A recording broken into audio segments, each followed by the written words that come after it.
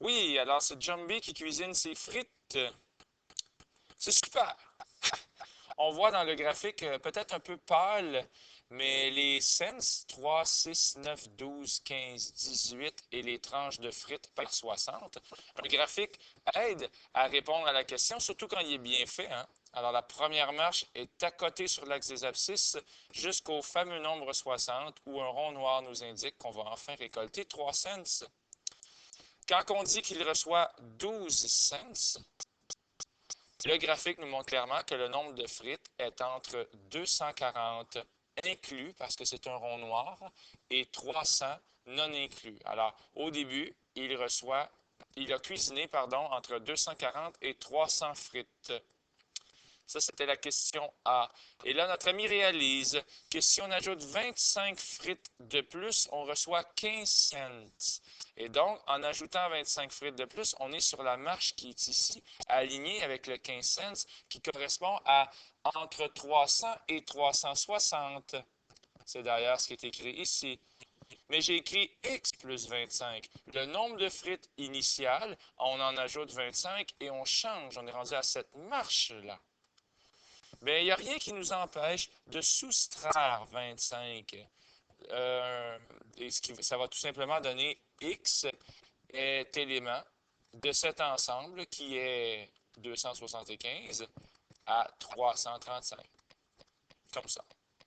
Mais on n'oublie pas que, d'ailleurs, il est écrit ici, x plus 25 est compris entre 300 et 360. Et finalement, on a la même chose là et là.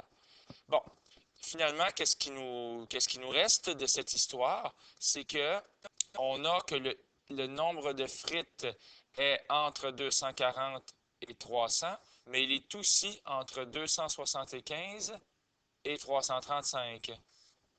OK?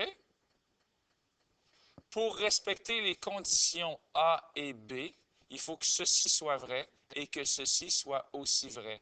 Quels sont les x possibles? Et je vais me faire une petite droite numérique pour que ce soit le plus clair possible, qui sont à la fois entre 240 et 300.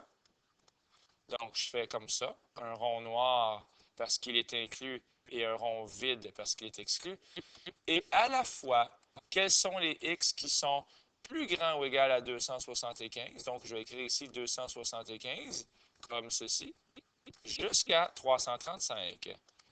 Un peu comme ça. On n'est pas obligé de faire ça, mais ça nous aide parfois à comprendre. Donc, finalement, la zone possible est la suivante.